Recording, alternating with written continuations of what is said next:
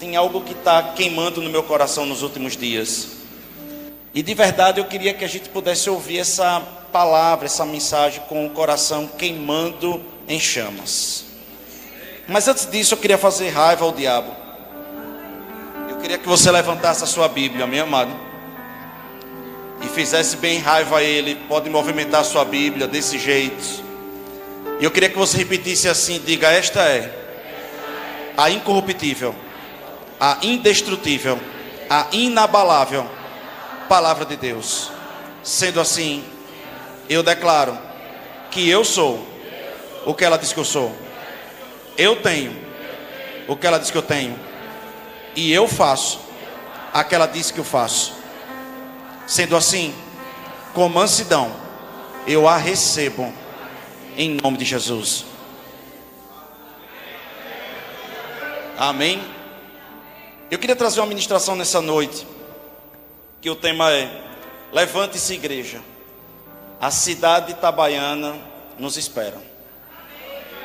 Amém. Eu queria ler a passagem que está em Neemias 2,17. Se você puder abrir a sua Bíblia, Neemias 2,17. Está escrito assim: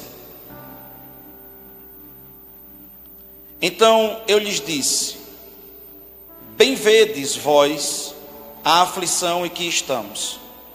Jerusalém está em ruínas, e suas portas queimadas a fogo. Vinde, reedifiquemos os muros de Jerusalém, para que não estejamos mais em vergonha.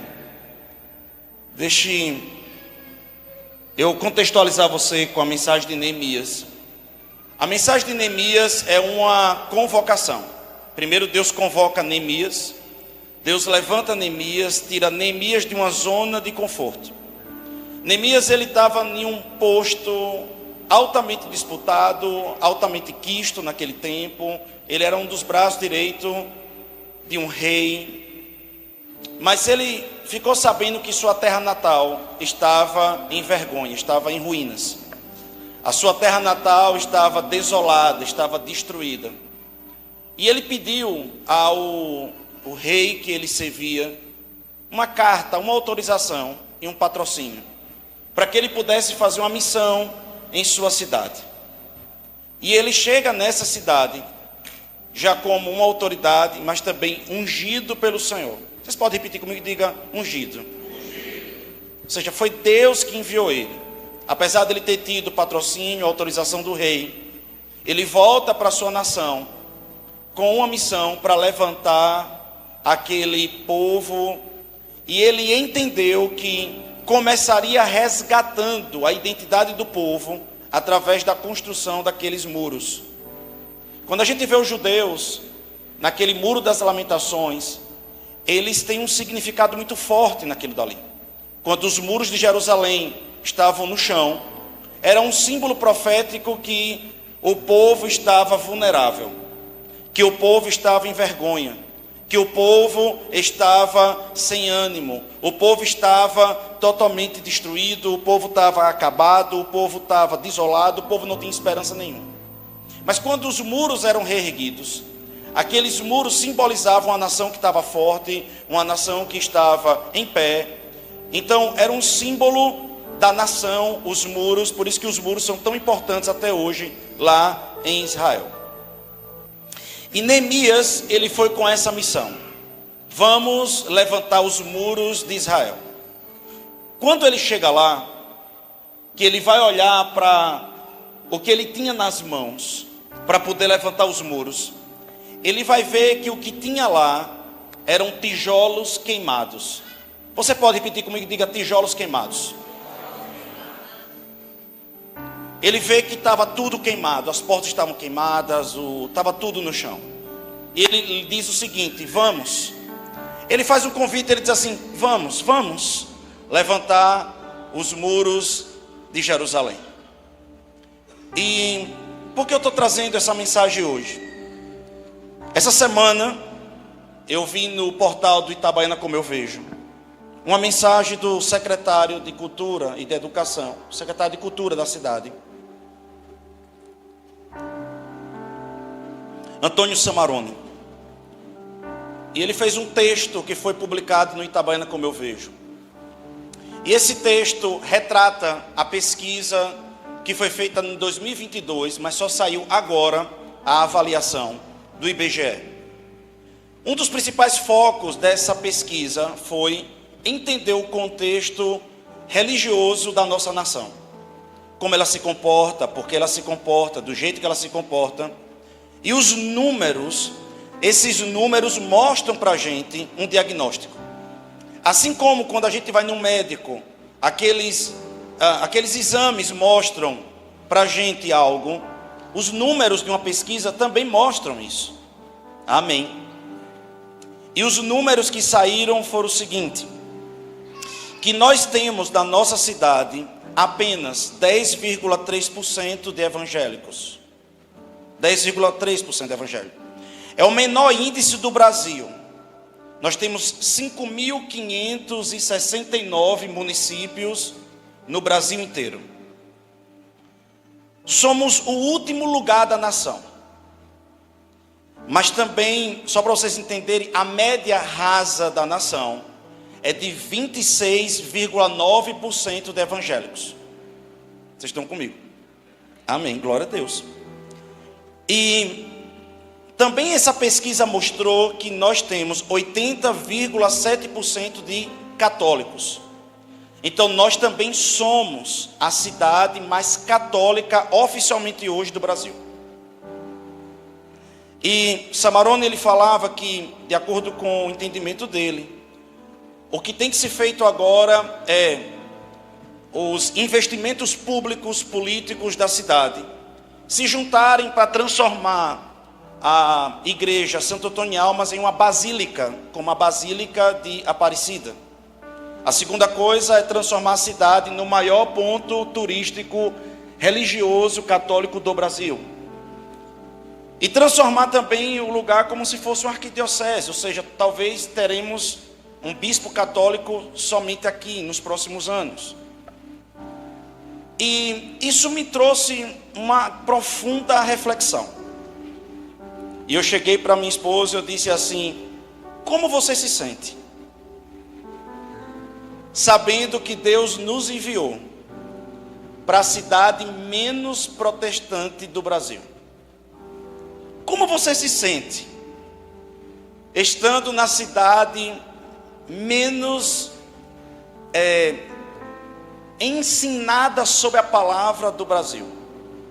Como você se sente estando na cidade que menos prega e vive a palavra do Brasil? Como você se sente nessa cidade? E eu comecei a perguntar a Deus, eu disse: Deus, tem tanta gente top no Brasil, tanta gente poderosa. E por que o Senhor nos escolheu para vir para cá? Tanta gente poderosa para vir para o Brasil. E eu comecei a olhar os números da nossa igreja nos últimos 10 anos. Nós temos igrejas evangélicas na cidade que tem mais de 100 anos. Nós temos igrejas evangélicas na cidade que tem 40 anos, 60 anos, 70 anos. E nenhuma igreja, eu não estou fazendo guerra de religiões, eu estou citando dados para vocês poderem entender. Nenhuma igreja de forma tão aguda fez em tão pouco tempo, ou seja, 10 anos, o que nós fizemos. Mesmo nós não sendo as pessoas mais capazes, eu e minha esposa, mesmo a gente não sendo as pessoas mais perfeitas, mais em condição, mas Deus achou em nós um coração para vir para cá, uma coragem para vir para cá. Nós já ouvíamos pastores nos bastidores de outras denominações dizendo que a cidade de Itabaiana era um cemitério de pastores. Nós já ouvíamos pastores em outras denominações, quando os pastores das suas denominações diziam: você vai para Itabaiana, alguns deles diziam: o que foi que eu fiz para ir para Itabaiana? O que nós ouvíamos nos bastidores é que Itabaiana era um povo muito duro, um povo muito frio, um povo barrista, um povo que não ia se abrir para o Evangelho. Na mesma semana que eu decidi com a minha esposa vir para cá, o Espírito Santo de Deus me fez me encontrar com um político muito importante da cidade. E eu estava com um amigo meu, e esse político que representa uma grande voz na cidade, nós nos encontramos no Shopping Rio Mar. Eu ainda não estava aqui, ainda não tinha vindo aqui. E esse amigo meu, que é da Igreja Verbo da Vida, chegou para esse político de Itabaiana e disse: olha, aqui nós estamos com o futuro pastor da Verbo da Vida lá de Itabaiana. E esse político disse: ele vai para Itabaiana? Ele vai para Itabaiana. Não vai dar certo não. Na porta do Shopping Rio Mar. Não vai dar certo não, porque Itabaiana o povo não gosta de dar dízimo. Eu fiquei olhando para a cara dele, eu disse: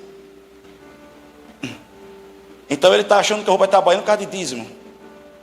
Aí eu pedi autorização à minha denominação, para que eu passasse 3 meses aqui, sem ministrar dízimos e oferta.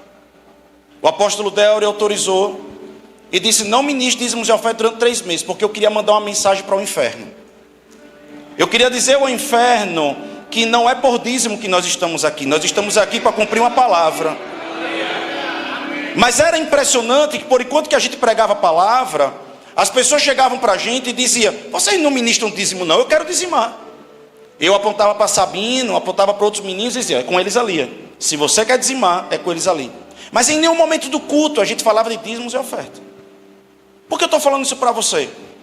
Porque nunca nós tivemos um dia de paz desde quando nós chegamos aqui em Itabaiana. E hoje eu entendo. E eu queria conversar com vocês sobre isso. Porque eu tomei uma decisão. E eu preciso entender se o povo que está com a gente tomou também essa mesma decisão.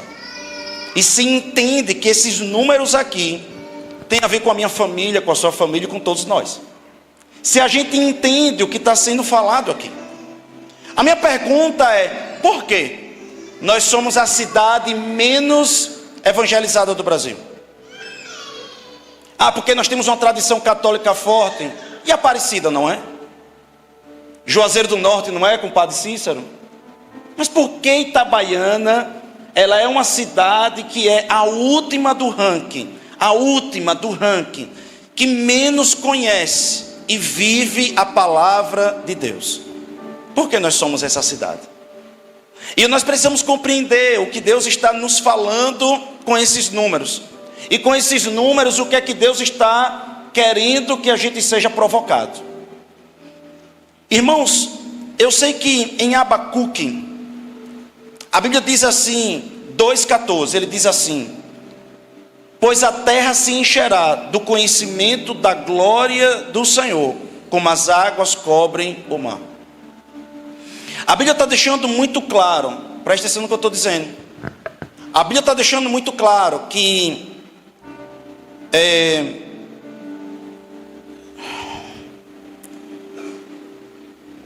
a glória de Deus verdadeira, eu não estou falando de religião, eu não estou falando de um ritual de senta, levanta, ajoelha, eu estou falando de uma presença verdadeira de Deus. Ela se manifesta pelo conhecimento da palavra de Deus. Se nós estamos em uma cidade, que é a cidade menos protestantizada, menos evangelizada na palavra, então é a cidade que menos tem desfrutado no Brasil da glória de Deus. Eu não sei se vocês estão entendendo isso. Porque a Bíblia diz que quando chega o conhecimento, a glória chega depois. Então nós estamos na cidade que tem menos conhecimento. Então menos prova a glória de Deus. Se é uma cidade que tem menos a glória de Deus, alguém está ocupando o resto do lugar. Então eu posso dizer, hoje pelos números, aquilo que a gente sente nesse lugar. A cidade de Itabaiana é sim a cidade mais opressa do Brasil hoje. É a cidade com o maior número de opressão que existe aqui no Brasil. E não é fácil ser evangélico nessa cidade. Não é fácil ser protestante nessa cidade. Nós somos assediados por mulheres, por homens, pela cultura, o tempo todo. Se a Bíblia prega a honestidade, nós vamos ser assediados o tempo todo a viver uma vida de desonestidade. Porque é uma cidade que nós precisamos compreender que o que Abacuque fala no capítulo 3, do versículo 2 em seguinte, ele fala que Deus fala 5 ais em um tempo que Israel estava do jeito que nós estamos hoje nessa cidade. Vá me acompanhando, por favor. Gaste seus neurônios totalmente comigo nesse momento. Qual era o problema de Israel? Sabe qual era o problema de Israel? Não era a guerra. O problema de Israel não era a perseguição. O problema de Israel era paz e prosperidade. Quando Israel estava com paz e prosperidade, ela parava de adorar a Deus e começava a adorar os seus bens. Ageu fala, por exemplo, que por enquanto que eles estavam na Babilônia, eles se lembravam de Deus todos os dias. Mas quando eles começaram a prosperar na sua terra de volta, eles esqueceram de cultuar, deixaram de ir para o templo, deixaram o templo do Senhor cair aos pedaços. E sabe o que começou a acontecer? A Bíblia diz que eles juntavam dinheiro, entravam no bolso, mas saía para eles não saberem onde estava indo. Eles bebiam e sentiam sede, eles comiam e sentiam fome, eram insaciáveis. Se a gente for olhar cada profeta, as quedas que Jerusalém teve, Israel teve, Judá teve, a Judeia teve, todas elas são inerentes à mesma coisa: a vaidade, a luxúria, a falta de espiritualidade, de buscar o Senhor de verdade. Se você olhar do capítulo 3, do 2 ao 5, é um diagnóstico igual de Neemias, igual de Ageu. Não pense que eu estou fugindo do tema, é o mesmo diagnóstico. Só que na passagem de Abacuque ele explica muito mais claro o coração dos israelenses daquele tempo. Quando eles estavam ricos, quando eles estavam prósperos, o que eles faziam era esquecer de Deus. E começavam agora a olhar para o sol e dizer: não, é o sol que nos abençoa, é a terra que nos abençoa. Eu não posso ter tempo para o Senhor, por quê? Porque agora é a lavoura, essas são as coisas da lavoura. E começavam a ter comportamentos com Deus somente religiosos. E sabe o que Deus fazia? Tirava a mão. É o que vocês querem, eu tiro a mão. E acontecia sempre duas coisas, presta atenção nisso, duas coisas. Quando Deus tirava a mão, impressionantemente, ou Israel era invadida, ou Israel passava por um avivamento. Porque parece que o povo de Deus precisa de pressão, precisa de guerra, precisa passar por moinha. Parece que para se acordar, para dizer assim: não, desculpe Deus, eu estou voltando, Senhor. Só que hoje o Israel de Deus é a minha casa, é o seu filho, é a minha filha, é o seu adolescente, é a sua mente, é a sua alma, são as nossas emoções. Nós estamos na cidade das mais doentes psicologicamente, emocionalmente do Brasil. Porque se nós somos 83% de católicos, é a cidade mais católica. Que cidade é a nossa? Porque Abacuque diz: olha, Deus está trazendo 5 ais. E Deus traz um ai contra a luxúria. Nós somos uma cidade, estou dizendo você, me ame, uma cidade que é luxúria pura. As pessoas deixam de comer para ter uma calça de grife. As pessoas deixam de pagar para ter uma corrente cara. As pessoas entram em coisas ilícitas, são presas, mortas. Um monte de jovem, católicos, evangélicos, mas que não entende que Deus é a sua origem, a sua fonte. Somos uma cidade, irmãos, que preferimos flertar com o crime, mas manter a aparência. Somos uma cidade vaidosa, em que nossas casas são luxuosas, mas nós vivemos uma mentira lá dentro. Somos uma cidade, irmão, idólatra. Eu estou falando o que ele fez lá, tá bom? São 5 ais de Deus. Deus disse: eu estou condenando Israel por causa de luxúria, vaidade e idolatria. Nós somos uma cidade idólatra. Ele também condenou por causa da injustiça. Nós somos injustos. É uma cidade injusta. Irmãos, é só pegar os blogs, é só pegar o Instagram, os principais da cidade. A desgraça acontece. E as pessoas estão lá, de 1.000, 2.000 comentários, dizendo: foi bom, é isso mesmo, é desse jeito. Parece que a justiça está desse lado, mas a gente quer flertar o tempo todo com a injustiça, porque a injustiça é normal. Mas sabe o que é que acontece? A Bíblia diz que Deus, ele fala para ele isso: diga a Israel que ela vai cair por causa disso. Vocês estão comigo? Ainda? Só tem um problema: os muros estão caídos.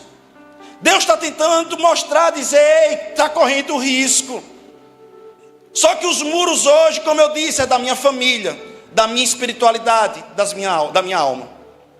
Só que quando Neemias decidiu levantar o muro, a cidade, repita comigo, diga: a cidade. Uma boa parte dela, no lugar de ajudar, só atrapalhou. Eu pergunto de novo: por quê? Preste atenção, por gentileza. Me ame, em um exercício de humildade, em um exercício de verdade, de temor ao Senhor. Por quê? A Igreja Verbo da Vida se tornou um case de crescimento nos últimos anos. Por quê? Outras igrejas não conseguiram crescer tanto como a nossa igreja, em termos percentuais. Entende o que eu estou dizendo? É porque nós somos melhores? Não. Você não tem noção o quanto eu me preparei para vir para cá, o quanto Dani se preparou para vir para cá. E a gente muitas vezes se sente agoniado e querendo ir embora. Deixa eu tentar explicar para você onde que eu quero chegar. A igreja é um extrato da sociedade. A gente pega pessoas vindo de Itabaiana, com uma cultura, e entram na igreja. Quando as pessoas entram na igreja, eu presenciei, eu degustei, queridos, o que esses pastores falavam. Você sabe qual foi o meu maior problema aqui em Itabaiana? Não foi a igreja católica, muito pelo contrário. Padre Marcos Rogério está saindo da cidade, eu mandei uma mensagem para ele, abençoando a vida dele. Nós abençoamos as obras da igreja católica. O nosso problema não é com Valmir, a prefeitura, os deputados. Hoje a gente se senta na mesa, de igual para igual. Sabe qual é o nosso maior problema? Os irmãos da igreja, que funcionam muitas vezes como Sanbalates e Tobias. Porque quando Neemias decidiu levantar o muro, o diabo usou os próprios irmãos da igreja, os próprios irmãos da cidade, para começar a entrar naquela onda lá. A Bíblia não vai dizer que Sanbalate e Tobias usou armas, Sanbalate e Tobias não usou espada, Sanbalate e Tobias não usou nada bélico. O que eles usaram foi as palavras.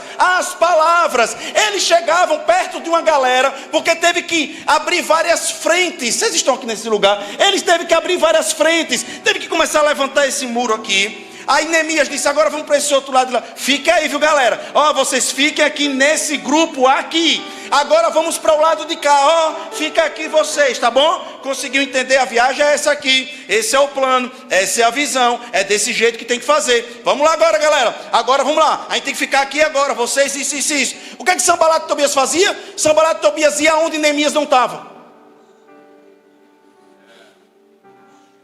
E chegava lá e ficava desse jeito.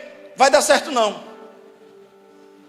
Eles chegaram a dizer: olha, qualquer pessoa que chegar nisso daqui vai cair, vai derrubar. Vai cair, vai derrubar. Se uma raposa vier e tocar, cai. Ele chegava para outros e dizia: é trabalho perdido.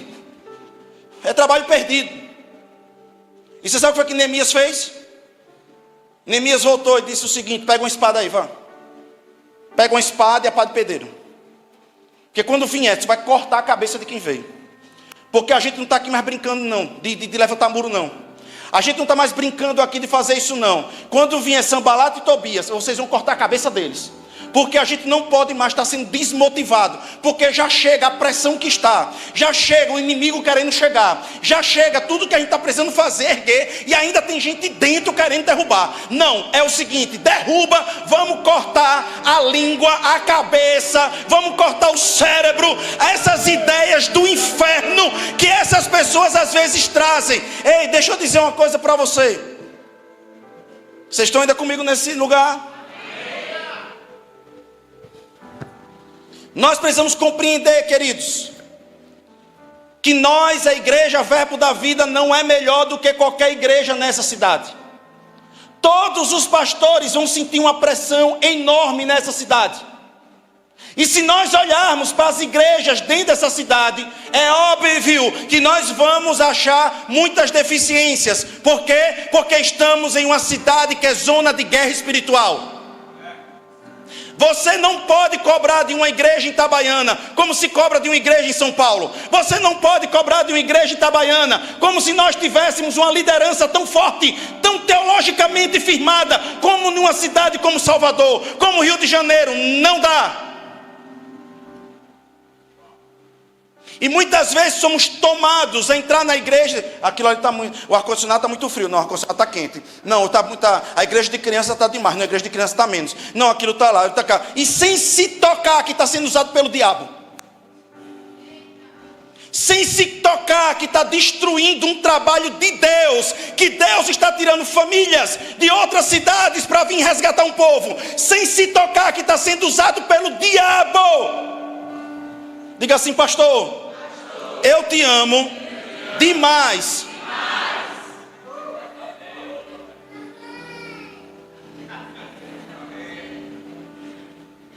Queridos, nós vamos precisar tomar uma decisão na nossa vida.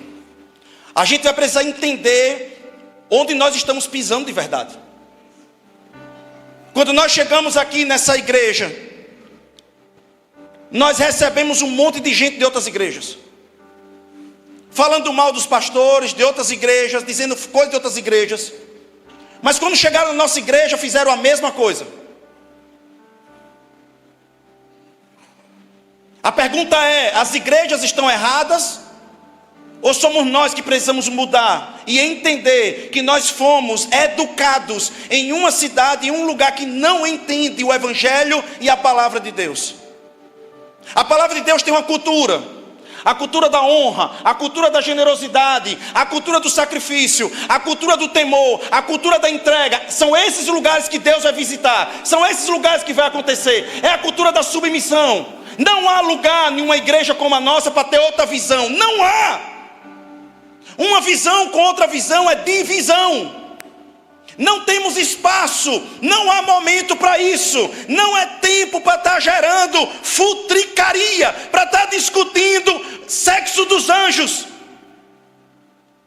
O que era bom era que cada pessoa calçasse o sapato do pastor um mês e pudesse colocar todas as suas ideias em prática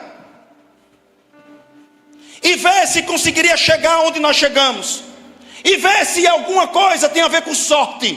Tem a ver com... Não, foi uma sorte que aconteceu. Não, querido, só chegamos até aqui. Por quê? Porque foi um trabalho árduo, um trabalho sério, um trabalho cheio de dedicação, de esforço, de sangue, de lágrimas. E sabe o que nós precisamos fazer em cada banco desse? É se levantar e entender que o inimigo está às nossas portas. Se nos próximos dias a gente não tiver um avivamento na nossa cidade, nós seremos invadidos em nossas casas, em nossas mentes, nas nossas emoções, na nossa espiritualidade. É tempo de arrependimento, é tempo de se voltar para o Senhor, é tempo de entender onde nós estamos. Sabe por que nós não alcançamos ainda essa cidade? Por causa do mau testemunho dos crentes. Sabe um dos problemas que mais eu tive nessa igreja? Problema chamado problema babilônico. Sabe qual é o problema babilônico? A palavra Babilônia é mistura. Pior do que uma mentira exposta, é uma mentira disfarçada de verdade. São os crentes reborns. Parece que é, mas não é. Vai para os trabalhos, envergonha o evangelho. Vai para a faculdade, envergonha o evangelho. Vai para os lugares, envergonha o evangelho. Mas se nós nos levantarmos como um testemunho poderoso nessa cidade, quem tiver ao nosso redor vai querer a palavra de Deus. Às vezes eu olho pessoas chegando na nossa igreja e diz assim: pastor, a igreja Verbo da Vida, eu não quero congregar na Verbo da Vida porque tem muita gente lá que finge de crente. Recebi uma mensagem um dia desse, alguém dizendo: pastor, foi tanta gente da Verbo da Vida na festa caminhoneiro. Irmão, deixa eu dizer, para mim isso é muito raso. Para mim isso é muito pequeno. Para mim isso é muito no way, nada a ver. Eu sei que quando eu estou cheio de picanha, não dá espaço para comer pipoca. Eu sei que quando eu estou cheio de água, eu não tenho sede. Eu quero cuidar da minha salvação. Eu quero cuidar da minha vida. Meu irmão, cada um vai dar conta diante de Deus. Eu sei de uma coisa. A minha Bíblia diz que quando a gente se converte em Jesus Cristo, a Bíblia diz que as coisas velhas se passaram. E tudo, caramba. Eu vou pregar hoje que é tudo. Eu vou pregar amanhã que é tudo. Pode esvaziar, pode ficar uma pessoa só. Eu não vou negociar o evangelho. Eu vou pregar o evangelho nessa igreja. Agora eu vou perseguir quem foi? Não, eu não estou perseguindo ninguém. O que eu estou dizendo é: eu estou cuidando de mim e da visão da nossa obra. A visão da nossa obra é: se você está procurando Deus onde Ele não está, você vai encontrar outra coisa e não Deus. E o diabo, ele é sagaz. Ele não vai lhe dar coisa ruim não. Ele vai lhe dar um bom prato de lentilha. E tu vai comer, e vai comer, e vai comer. Só que toda opção leva a uma consequência. Vocês estão nesse lugar? Eu sei que andar com o Senhor, existe dias que a gente não ouve Ele. Eu sei que andar com o Senhor tem dias de pressão. Eu sei que andar com o Senhor tem dias de desafio. Eu sei que andar com o Senhor tem dias que nós somos envergonhados, principalmente numa cidade como essa, se a gente disser que nós somos protestantes e evangélicos e da igreja Verbo da Vida. Tem pessoas que mentem dizendo: a igreja Verbo da Vida cobra para entrar. As pessoas difamam a nossa igreja o tempo todo, mas não sabe a quantidade de pessoas que deixam de se matar durante a semana. Não sabe, só essa semana, quantas pessoas visitaram meu gabinete, quantas pessoas estiveram lá. Ninguém sabe.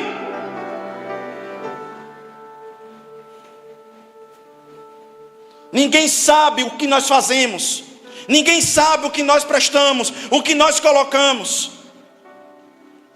Quantas pessoas saem chorando do meu gabinete? Quantas pessoas saem pegando um lenço, chorando, saindo de lá? Casamentos sendo restaurados, famílias sendo restauradas. Ei, nós estamos em guerra. Eu não quero saber de Sanbalate e Tobias. Irmão, se você não concorda com essa visão, vá embora.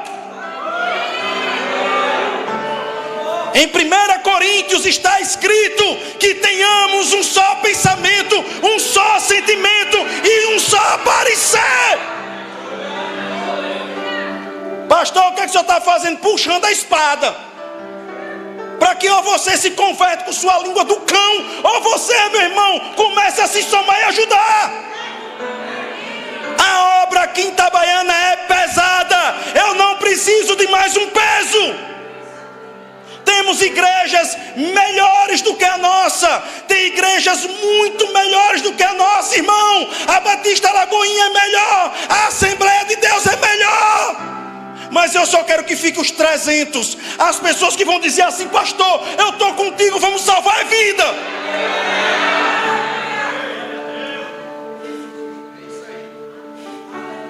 Ai, eu acho que pastor pregou forte. errado. Eu acho que não sei o quê. Ai, não. Meu irmão, tem gente morrendo, meu irmão. Talvez tem pessoas do seu lado morrendo. Você não gasta uma saliva para ganhar essa vida, mas tu é bom na fofoca, na murmuração e na facção. É o dia todo uma plasticidade neural todinha. É bom demais, irmão, ser engenheiro de obra feita. É bom demais, irmão, chegar em um lugar, aí dizer, eu acho que deveria ser assim. E você estava na onde? Quando a gente começou aqui no pó, lascado. Ou você acha que caiu assim, pum, ó. Não, irmão, tem muita vida por detrás. Tem muita seriedade por detrás, irmão. Você nunca vai me ver, meu irmão, alguém dizendo, pastor Joselito está devendo. Pastor Joselito está com mulher na rua. Pastor Joselito deu em cima de uma irmã dentro da igreja. Você nunca vai ver alguém dizendo. Agora você vai ver alguém dizendo, pastor Joselito foi duro. Pronto, foi mesmo, pronto, foi isso aí. Top, me condene por isso. Pastor Joselito, ele foi uma pessoa que quando falou comigo me machucou. Agora saiba os dois lados da história. Porque eu ainda não vi um sair da igreja e dizer, eu errei. Não. Quando sai foi o outro. Foi o outro. Foi o outro. Foi o outro. Foi o outro. Vocês estão comigo? Me ame, por favor, nesse dia. Me ame de verdade no meu coração. Acho que vocês vão comemorar meu aniversário hoje, então me dê esse presente.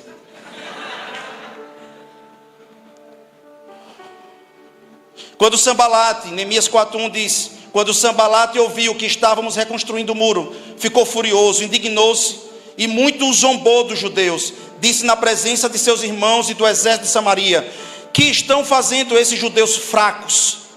Será que vão restaurar isso por si mesmos?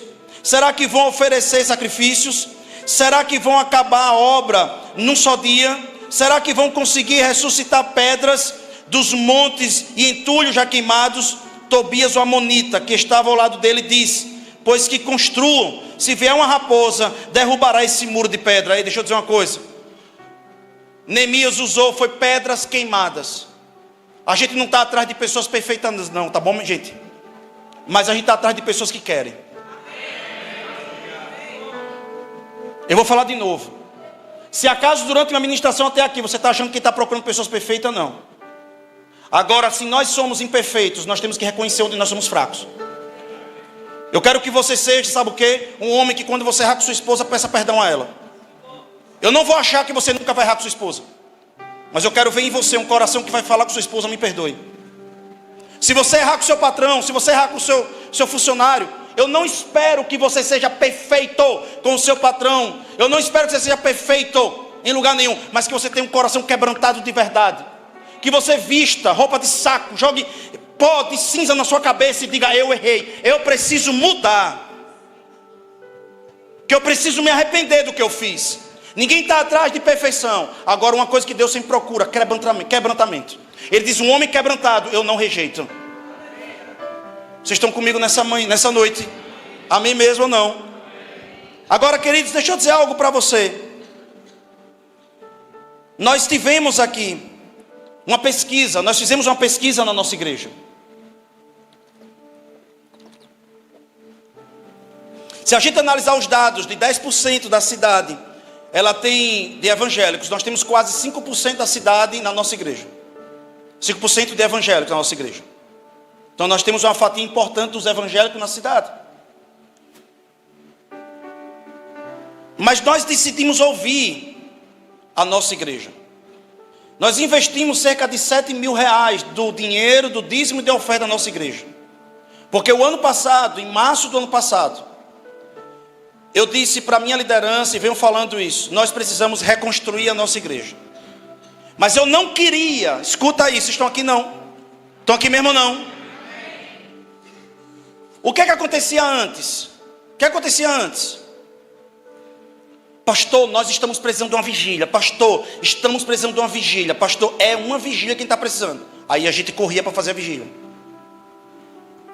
Aí quem mais falava que precisava de uma vigília, não vinha. Pastor, precisamos de uma reunião de casais, de um culto de casais, de um discipulado de casais. Aí a gente se empenhava, chamava ministros de fora, fazia tudo que podia. Quando a gente fazia tudo, cadê quem estava pedindo? E com o tempo eu comecei a me sentir, sabe como? Como se eu estivesse não mais sendo guiado pelo Espírito, mas sendo guiado pela voz do povo.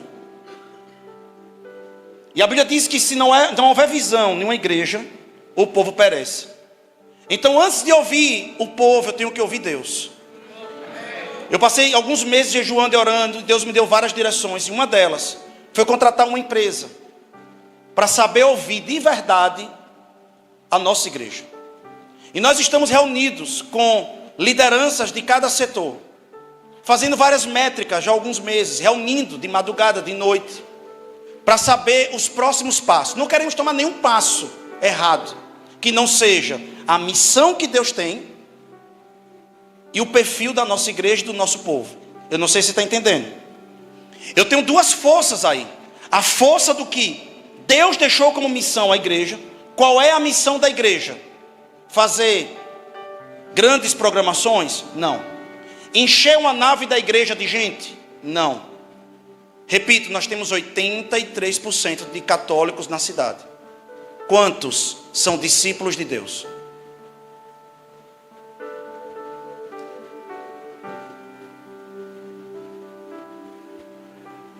Porque eu não acredito, irmão, em uma quaresma que a pessoa vai fazer um jejum, pode encher a cara, mas não pode comer carne. Eu não acredito em uma capacidade de pessoas que vão curtir, mas na quarta-feira de cinza eu vou para o arrependimento. Eu não estou dizendo que os padres católicos estão errados, porque se eles olharem para mim também, vai dizer, mas e a sua igreja? O que eu estou dizendo é uma cultura da cidade, de misturar o santo com o profano. E isso chega. Isso chega. E aí, queridos, nós ouvimos 166 pessoas que responderam um questionário que durava 24 minutos. Então não é qualquer questionário. Você entrar e fazer um checklist de 24 minutos, ficar preso em várias perguntas. Eu quero agradecer a todos que fizeram. E nós tivemos uma boa representatividade. Tivemos adolescentes, jovens, tivemos casados, solteiros, mulheres e homens. E 4 coisas principais, não dá tempo de falar de toda a devolutiva. Houve uma dor na nossa igreja, no seio da nossa igreja. E a dor é: falta integração e cuidado com os novos. E eu dizia para ele, mas a gente tem sala VIP, a gente tem membresia, a gente está iniciando com GVs e tudo mais. E ele foi me explicando as coisas. É uma instituição que cuida hoje de 5.000 igrejas. Tem muita experiência, foi muito top a conversa que nós tivemos. E aqui diz o seguinte: a outra coisa que saiu na pesquisa da gente, falta de desenvolvimento espiritual profundo. Ou seja, a pessoa chegar e começar a sentir que está crescendo. E eu disse, mas a gente coloca cursos, a gente dá treinamentos até de graça. E ele me explicou algumas coisas também. Falta caminho para dons e vocações serem levantadas. Eu disse, mas a gente chama as pessoas. Mas ele me explicou também. Falta estrutura para aprender sobre família, finanças e casamento, e cai naquilo que eu falei nesse instante.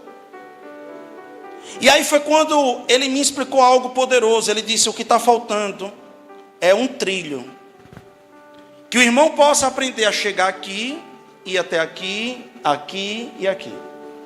Ontem nós nos sentamos e passamos a tarde inteira do sábado só deglutindo esses dados e construindo a nossa visão e a nossa missão.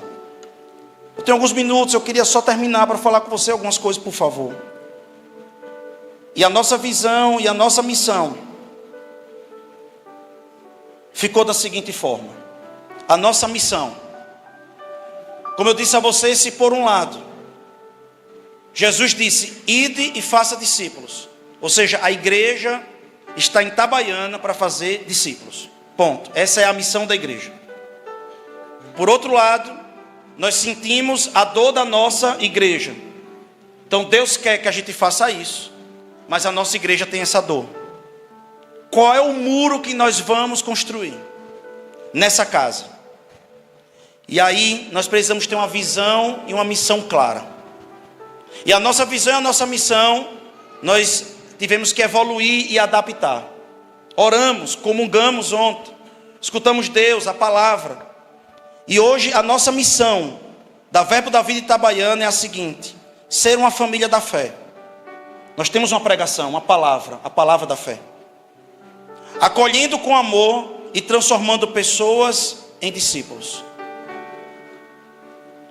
A nossa visão, ser uma igreja referência na multiplicação de líderes que influenciam a sociedade com o seu testemunho de transformação. Óbvio que vocês não estão pegando isso de forma profunda. Nós vamos colocar, nós vamos pintar, nós vamos estampar isso e vamos viver isso. Essa é a visão. Nós vamos gastar o dinheiro dos dízimos e ofertas da nossa igreja nisso. Nós vamos gastar o nosso tempo nisso. Nós vamos orar para isso. Nós vamos levantar isso. Nisso daqui nós vamos construir o nosso trilho, os nossos próximos passos. Então, pastor, eu quero ser lembrado como irmão da igreja. Você tem 3 lugares: culto, GV e ministério. É impossível hoje, dentro dos cultos e atividades que nós temos durante a semana inteira, conseguimos acompanhar eu, Joselito e Dani, acompanhar todos. Irmão, você quer ser acompanhado, você quer crescer, você quer se desenvolver. Esses muros serão desenvolvidos no GV, serão desenvolvidos nos ministérios. O que é ministérios? Serviços. E esses muros serão desenvolvidos nos nossos cultos. Pastor, eu deixei de vir para a igreja. Por quê? Porque eu estou mal. Por quê? Porque na minha época, quando a gente estava mal, a gente ia para a igreja. Por que você está mal? Você perdeu uma perna? Você está com a espinha arrebentada? Obrigado. Você está sem condição de vir para a igreja? Aí é um caso. Mas por que você está deixando de vir para a igreja? Porque quando você fica em casa, presta atenção no que eu estou dizendo. Porque você não está bem, você está dizendo que ir para a igreja só vai aumentar o peso. A mensagem que você passa para Deus é: se eu for para a igreja, só vai piorar a minha situação. Porque se você soubesse, tivesse fé de verdade, que ir à igreja vai resolver seu problema, e confiasse no Senhor de verdade, quando você chegasse daquela porta, Deus responderia a você. Eu posso estar tendo o maior discurso duro aqui nesse momento hoje, uma pregação hoje. Daí até dá para explicar que nós não somos a teologia da prosperidade. Porque talvez hoje uma boa pregação seria uma pregação sobre honra, sobre coisas desse tipo. Mas não, querido, eu vou pregar sempre o que Deus mandou eu pregar. E o que Deus está dizendo para a gente é: eu quero crescer, eu quero sair da zona de conforto. Eu preciso entender, eu estou em uma cidade que é a cidade do país que mais tem principados e potestades. É a cidade do país que mais tem articulações satânicas nos reinos espirituais. É a cidade do país que as pessoas vêm, e se não tiver forte, elas serão esmagadas nesse lugar. Eu não estou falando isso para assustar. Eu estou falando isso para você entender. Porque talvez coisas estão acontecendo na sua casa e você não está entendendo. Porque talvez coisas que estão acontecendo na sua vida não está entendendo. Não é aquele Rivotril que vai resolver. Não é aquele remédio que vai resolver. Não é o muito falar, o muito brigar, o muito se arrebentar. Não. É louvor, adoração, palavra, pregação na sua casa, se enchendo e praticando a palavra de Deus e sendo submisso à visão da liderança, à visão da igreja. Construímos junto uma visão, porque a Bíblia diz: onde há unidade de Deus, ordena a bênção. Vocês estão comigo, queridos? Então eu queria finalizar. Eu ia falar mais outras coisas, mas eu queria só finalizar dizendo algo para você. Eu tenho um minuto. Abacuque, ele disse algo poderoso. Ele disse assim: até quando, Senhor, clamarei e tu não me escutarás? Abacuque estava muito tempo orando ao Senhor, dizendo: Senhor, quando é que o Senhor vai vir? Mas Abacuque entendeu algo. Ele disse: eu preciso entender que eu tenho que clamar ao Senhor. Aviva a tua obra, Senhor. E ele vai e ele começa a dizer: eu entendi. O problema não está em Deus, o problema está em mim. Porque o justo viverá pela fé. E quando ele começou a entender isso, que foi o que ele falou: ainda que a figueira não floresça, ainda que não haja fruto na vide, eu me alegrarei no Senhor. Deixa eu dizer uma coisa: Deus não vai agir para você se alegrar. Você primeiro vai ter que se alegrar em Deus, para Deus começar a agir. Eu acho que você não entendeu não.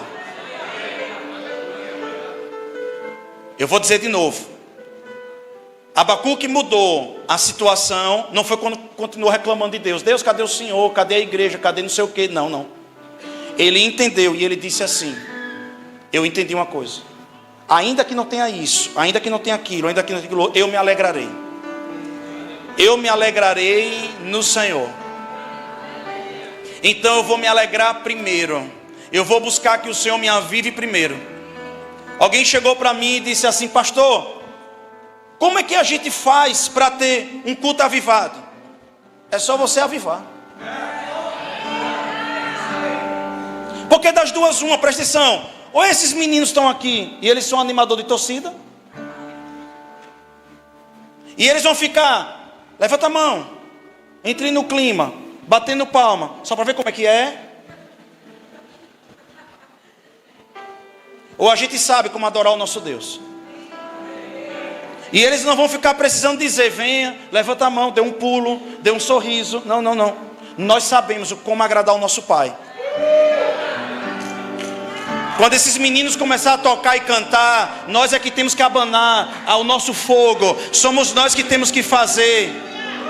Lá na África, escuta isso, eu vou finalizar agora. Lá na África, eu fui lá na África. Eles não têm o que comer, eles não têm o que beber, mas Deus está mudando a realidade deles. Deixa eu dizer uma coisa: quando eles recebem uma palavra, eles correm, eles dançam, eles pulam, eles fazem isso. Eu olhava para as velhinhas do meu lado, elas fazendo assim. Eu disse: o que é isso? Era o pregador falando e eles dizendo: eu não posso ficar recebendo uma palavra dessa do jeito que eu sou aqui. Não, pastor, é porque eu sou assim desse jeito. Não, irmão, deixa eu dizer uma coisa: olha, você perdeu sua identidade quando entrou no cristianismo. Deixa eu dizer uma coisa: se você tem vergonha de dar um glória a Deus, um aleluia, se você tem vergonha de esquentar a chapa, deixa eu dizer uma coisa: mosca vai pousar em você. Eu preguei sobre isso na quinta-feira. Deixa eu te dizer uma coisa: sabe por que você está apanhando o cão? É porque você está frio. E você não vai ter um Deus esquentando você. O que esquenta você é a sua boca. Quando você começa a falar, vai esquentar. Não é obrigação do pastor, não é obrigação de ninguém fazer isso não. É você. Deixa eu dizer outra coisa: você está num culto como esse, não está? Deixa eu dizer uma coisa: é sua obrigação dar um glória a Deus. É sua obrigação dar um aleluia. Porque você está dizendo: é para mim, eu recebo, eu agarro essa palavra.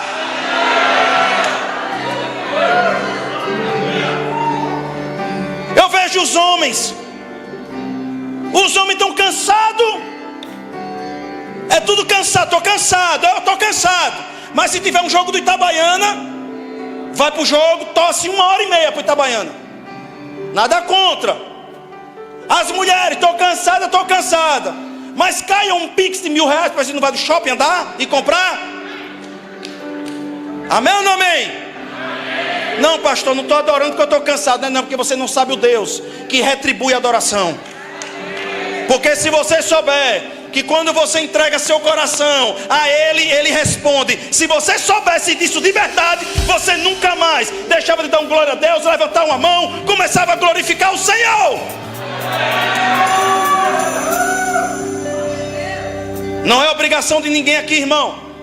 Tem gente que vem para a igreja só para dormir. Se você começar a dormir nos próximos cultos, eu vou arrumar uma cadeira na sua cabeça. Eu estou falando sério, irmão. Eu estou falando sério, porque Deus está me chamando a uma seriedade. E não reclame comigo. Nós estamos sob uma nova visão. E nós vamos levantar esse muro. Eu quero só saber quem é que está comigo. Eu só quero saber quem é que vai entrar nisso. quero entender, querido, que nós temos Jonas nesse lugar, que está com medo de Nínive. Agora deixa eu dizer, o que foi que eu vi desses números? Posso dizer o que foi que eu vi? Posso dizer o que eu vi? Há uma história que eu sempre conto aqui. Eu já sei que eu passei do meu horário. Gente, é meu aniversário hoje, amém, glória a Deus. Vamos lá. O manto ainda está em cima, eu vou pregar. Vamos lá. Eu escutei uma história aqui no Alasca. Eu já contei essa história 1000 vezes. Vocês estão comigo ou não? Eu escutei uma história no Alasca. Eu já contei essa história muitas vezes. Que as pessoas pegaram e disseram: olha, teve um surto de multiplicação de lobos, e os lobos estão matando os rebanhos, e nós estamos sem proteína. Então cada cabeça de lobo que trouxer para a prefeitura vai pagar algo para você. E 2 moços, essa história foi real, 2 moços foram lá, pegaram suas carabinas e foram para o meio da floresta. Eles acabaram dormindo, a fogueira apagou. E quando a fogueira apagou, um deles escutou quebrar de galhos. E quando ele se acordou, ele viu um monte de lobos rosnando ao seu redor. E ele disse: se acorde que a gente vai morrer. O outro menino se acordou no susto e disse: vai morrer nada. Se acorde você, porque a gente vai ficar rico agora. Quando eu escutei esses números, eu fiz igual a John Wesley.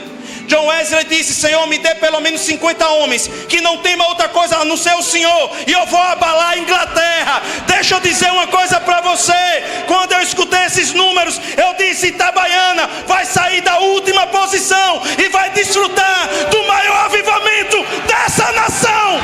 Quando eu escutei esses números, eu disse: eu estou no lugar certo, porque se eu quero pescar, eu tenho que estar onde tem peixe. E o lugar do Brasil que mais tem peixe para pescar é Itabaiana. Aleluia. Eu me renovei com esses números e eu disse: escute aqui, Satanás. E do mesmo jeito que Jesus foi para a região de Gadara, que era a região mais endemoniada de todos os tempos, uma região que adorava, num lugar chamado Boca de Hades, Boca do Inferno, uma região que a população inteira adorava Satanás. Jesus disse: pois eu estou com vontade de ir lá. Quando ele foi para lá, primeira coisa que o diabo mandou, uma tempestade. Jesus disse: eu como tempestade com farinha, pode vir quente que eu estou fervendo. Ele chega na outra margem, os demônios vêm, a pessoa vem possuído de legião. E legião não é um demônio, vários demônios dizem o seguinte: Jesus, filho de Davi, porque tu vieste antes do tempo para nos atormentar. Eu disse: pronto, Senhor, está aqui que é um homem bomba. O Senhor mandou aqui para Itabaiana. O Senhor não me escolheu por acaso. Talvez eu não sou o melhor, talvez eu não sou o mais preparado, talvez eu não sou um pastor tão polido, tão bonitinho, tão gostosinho. Eu talvez não seja esse homem, mas foi o único que o Senhor encontrou com coração para vir pagar esse preço. Eu estou vindo, mas eu estou vindo para esse lugar. Se aqui tem um enxame de demônio, eu estou vindo para cá, é para atormentar o inferno, irmão. E eu quero entender, irmão, quem é que vai se levantar e vai dizer assim: pastor, pode contar comigo, nós vamos entrar nessa guerra, mas a gente vai desfrutar, irmão, de um avivamento, de uma colheita extraordinária nesse lugar. Eu vou ver drogados entrando nesse lugar e se convertendo, eu vou ver famílias se convertendo, eu vou ver homens e mulheres saindo da prostituição e se convertendo, eu vou ver famílias sendo restauradas, eu vou ver mudança nessa cidade, irmão. Eu estou orando para que mais igrejas venham. A nossa igreja será pequena para 80 e tantas mil pessoas. Não temos condição de pastorear todo mundo. Tem que ter mais igreja. Eu quero é mais pastores. Eu mandei uma mensagem para o grupo de pastores. Eu disse: pastores, precisamos nos unir, precisamos Deus está junto. A gente vai se juntar agora. Mandei uma mensagem para juntas missionárias. Eu vou atrás de todo tipo de evangelista do Brasil e do mundo. Eu vou transformar esse número em um número não de vergonha, mas um número de honra.